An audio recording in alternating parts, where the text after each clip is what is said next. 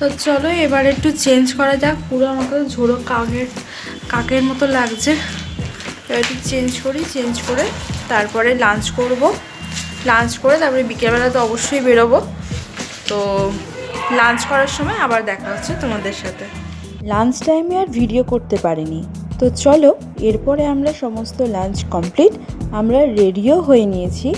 এরপর আমরা বেরোচ্ছি বহরমপুরে কোথায় যাই সেটা দেখার জন্য। তো চলো আমাদের সাথে তোমরাও বেরিয়ে পড়ো পড়ন্ত দুপুর গায়ে মেখে। তো চলে এসেছি এখন সাইট সিনগুলো করতে। তো এখন আমরা প্রথমে দেখব বিষ্ণুপুর কালীবাড়ি। তো চলো ভেতরে এবার ঢোকা যাক। চলো ভেতরে ঢুকছি।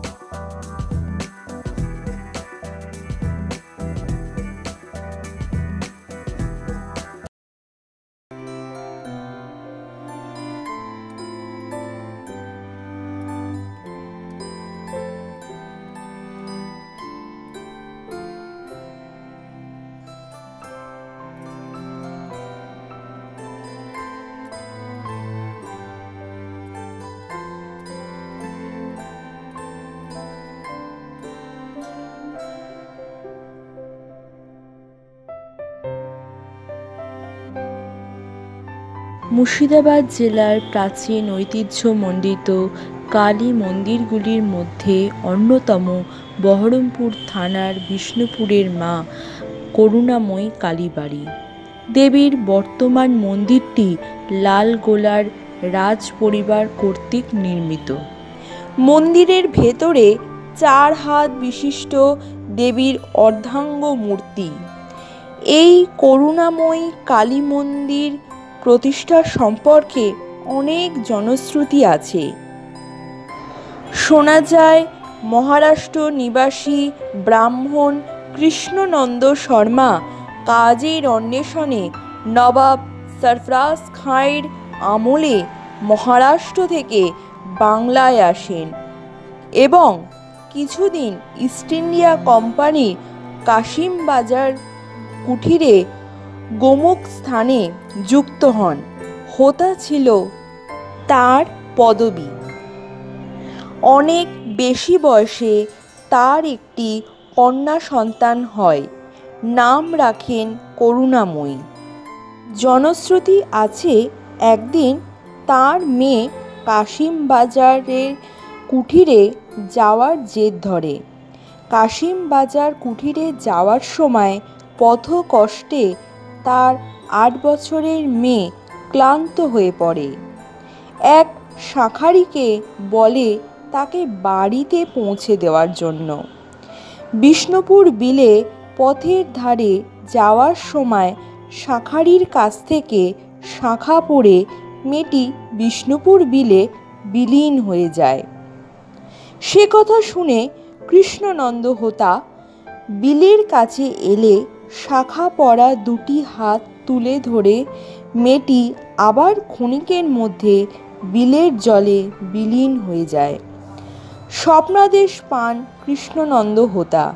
প্রতিষ্ঠা হয় বিষ্ণুপুর কালীবাড়ি। আর মায়ের নামকরণ হয় করুণাময়ী কালী। দূর দূরান্ত থেকে অসংখ্য মানুষ আসেন মায়ের এই মাহাত্ম্য দর্শন করার জন্য। শনি মঙ্গলবার ছাড়াও বিভিন্ন তিথিতে হাজার হাজার মানুষ ভিড় জমায় এই মন্দিরে। শুধুমাত্র মন্দিরের মাহাত্ম্যই নয়, পৌষ মাসে এই মন্দিরকে কেন্দ্র করে বিরাট মেলা বসে।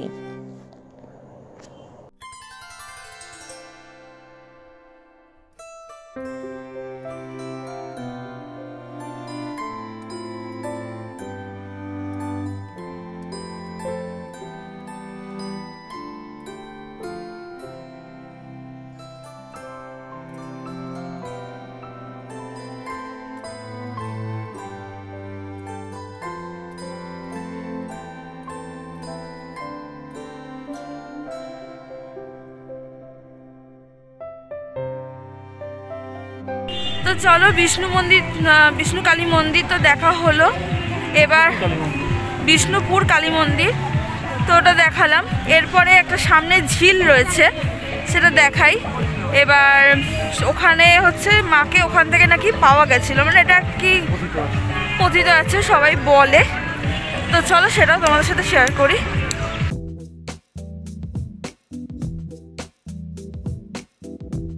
হোতা বিলের প্রাকৃতিক সৌন্দর্য উপভোগ করার জন্য অসংখ্য মানুষ এখানে পিকনিক করতে আসেন। বন্ধুরা, তোমরা যদি এই সুন্দর মনোরমপূর্ণ জায়গাটিতে ঘুরে যদি না আসো, তাহলে অতি অবশ্যই একবার হলেও ঘুরে এসো। আশা করি খুবই ভালো লাগবে। তো এই রকমই নানান ধরনের অজানা অনেক তথ্য মুর্শিদাবাদকে কেন্দ্র করে রাখছি তোমাদেরই জন্য আরও অনেক ভিডিও আগামী ভিডিওগুলোতে।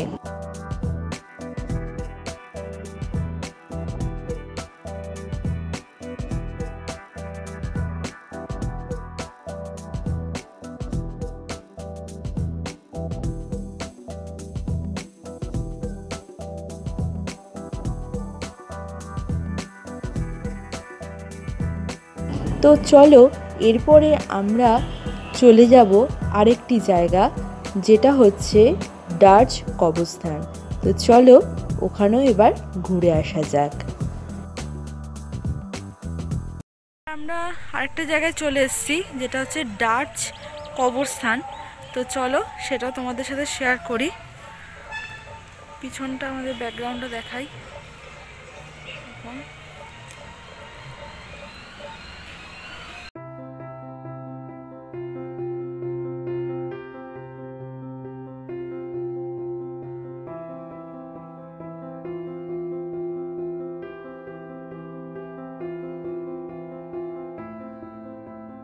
কাশিমবাজারের ছোট রাজবাড়ি থেকে কিছুটা এগিয়ে রেল লাইনের ধারে যে কবরস্থানটি আপনারা দেখতে পাচ্ছেন, সেটা হলো ডাচদের কবরস্থান।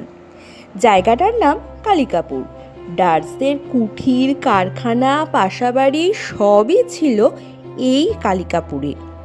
সপ্তাদশ আর অষ্টাদশ শতকে কাশিমবাজার ছিল আন্তর্জাতিক অন্দর আর ব্যবসা বাণিজ্যের কেন্দ্র। মূলত রেশম, হাতির দাঁতের কাজ, কাঁসার পিতলের শিল্প, তাঁত শিল্প, আয়ুর্বেদিক ঔষধ কেনাবেচার জন্য এই জায়গাটি ছিল বিখ্যাত। ভারতের বিভিন্ন ব্যবসায়ীরা ব্যবসার জন্য এখানেই ভিড় জমাতো। ভারতে পাঞ্জাব, বিহার, উড়িষ্যা সকল প্রদেশের ব্যবসায়ীরা এখানে আসতেন।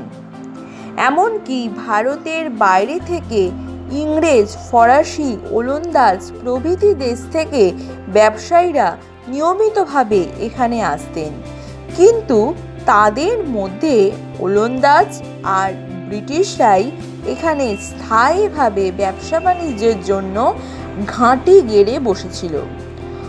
হল্যান্ডের অধিবাসীদের ডাচ বলা হতো, আর বাংলায় তাদেরকেই ওলন্দাজ বলা হয়। হুগলিতে ছিল পর্তুগিজ, আর চুঁচুড়ায় ছিল ডাচদের ব্যবসা বাণিজ্যের কেন্দ্র। তখনকার দিনে নৌশক্তিবিদ হিসাবে ডাচদের খুব প্রতিপত্তি ছিল। ডাচরা কাশিমবাজারেও ব্যবসা বাণিজ্য শুরু করেছিল। সর্বপ্রথম কাশিমবাজারে মধ্যবর্তী স্থানে কালিকাপুর অঞ্চলে 1632 খ্রিস্টাব্দে ব্যবসা বাণিজ্যের কুঠিরের স্থান ছিল। কালিকাপুরেতেই ছিল কুঠির আর রেশম খড়িতের আড়ত।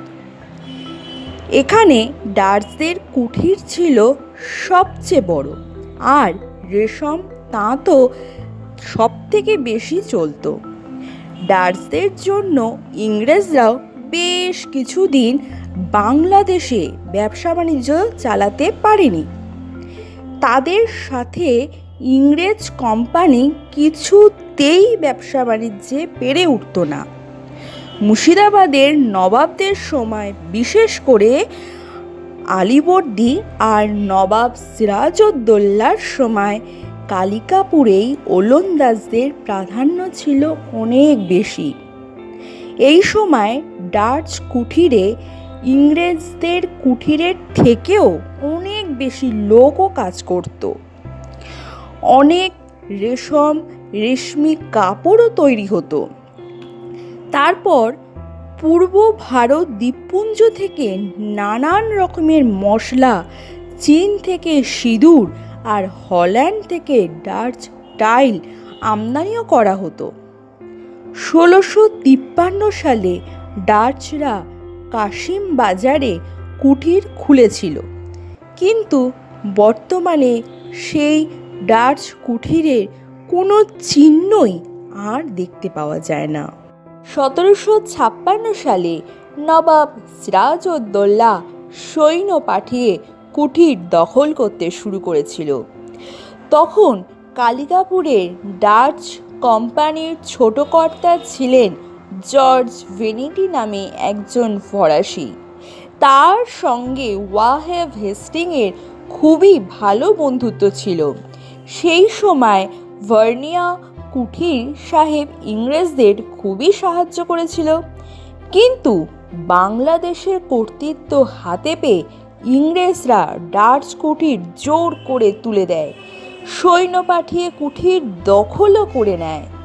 কালক্রমে ডাচ কুঠির ভেঙেও পড়ে, আর ডাচ কুঠিরের মাল মশলা, ইট পাটকেল সব নিয়ে গিয়ে সৈয়দাবাদ আর লালবাগ পর্যন্ত রাস্তা তৈরির কাজে লাগিয়ে দেয়। কাশিমবাজারের উত্তর দিকে সমাধি ক্ষেত্রটি সংরক্ষিত অঞ্চল হলেও সমাধির সৌধগুলি কিন্তু যথাযথভাবে সংরক্ষিত হয় না বলে মনে করা হয়। বাইরের দেওয়ালে 47টি সমাধির কথা লেখা থাকলেও 20টির বেশি সমাধির বেদি চোখে পড়ে না।